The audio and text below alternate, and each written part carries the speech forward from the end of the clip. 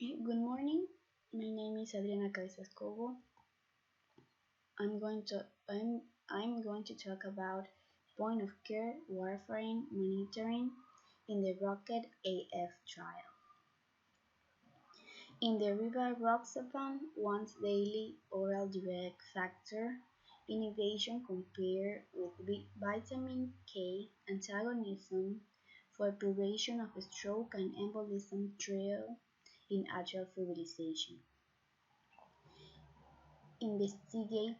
Investigators found that rivaroxaban was non-inferior to warfarin in the prevention of stroke and systemic embolism in patients with atrial fibrillation. In December 2014, 4 years after completion of the trial, the Food and Drug Administration issued a recall notice for a medical device correction of the Alvear NA radio monitor system. The recall correction notice was issued because the FDA approved an European conformity market whole blood point-of-care device may provide an international normalized radio (INR) result that is lower than an automated plasma-based laboratory INR in patients with certain specific medical conditions.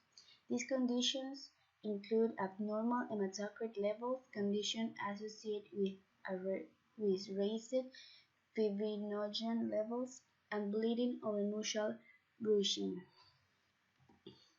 In this table, we can see the classification of the patient for primary and sensitivity analysis.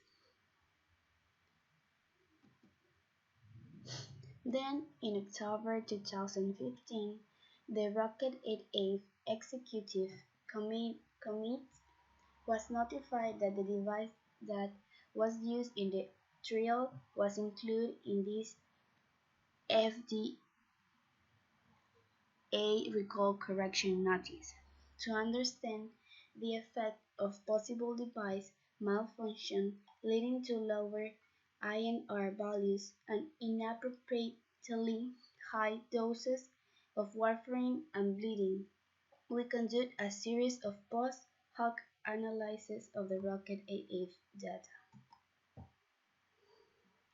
Two physicians who were unaware of study group assessments review baseline medical history and adverse events identified during trial, follow-up for all patients enrolled in the trial for any of the conditions cited in the recalls.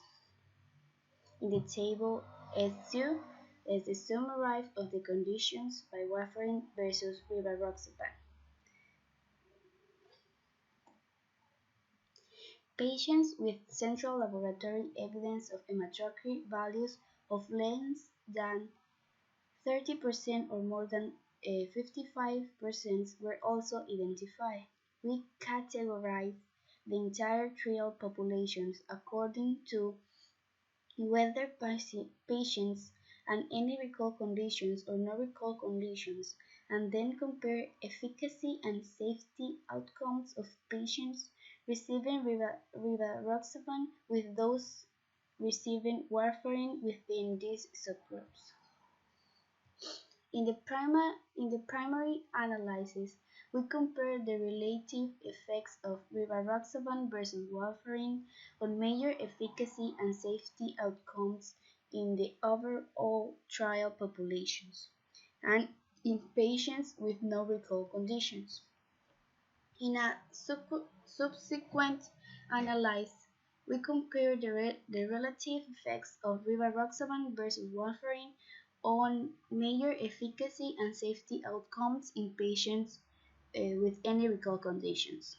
We also performed a sensitivity analysis in which patients with possible acute onset recall conditions were included in the subgroup of the patients with no recall conditions until the time of onset of the acute condition. In addition, we evaluate the primary efficacy endpoint in the intention to treat and per protocol populations to present results consistent with those in the primary trial report.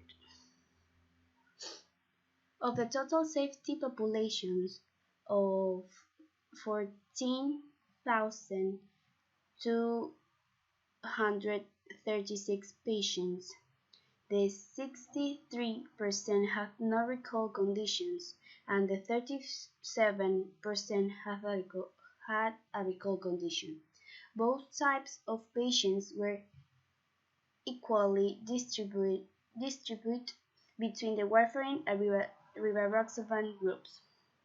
Patients without recall conditions were younger than those with recall conditions, 72 years versus 74 years, and were more likely to have a history of a stroke or transient ischemic attack, less likely to have diabetes, and less likely to have been treated with a vitamin K antagonism before study entry. The characteristics of the patients were similar in the rivaroxaban group and the warfarin group in the subgroups with and without recall conditions. These results are consistent with those of the overall trial population in showing the no inferiority of rivaroxaban versus warfarin for preventing stroke and systemic embolism, with similar rates of overall bleeding and lower rates of fatal and intracranial bleeding among patients treated with rivaroxaban, but a higher rate of gastrointestinal bleeding. Among patients with any recall conditions, the bleeding rate was higher in both the rivaroxaban and warfarin groups. Furthermore, among patients with any recall conditions, there was a trend toward a higher relative risk of major bleeding with rivaroxaban than with warfarin, a trend that was not seen among patients with no recall conditions. These findings does not support the hypothesis that device malfunctions lead to any increased risk of bleeding in the warfarin group of the trial. These results are consistent with the overall trial findings and indicate that possible malfunctions of the point-of-care device used in INR measurements in the ROCKET-AF trial that potentially lead to lower INR values that will be obtained by laboratory testing did not have any significant clinical effects on the primary efficacy and safety outcomes in the trial.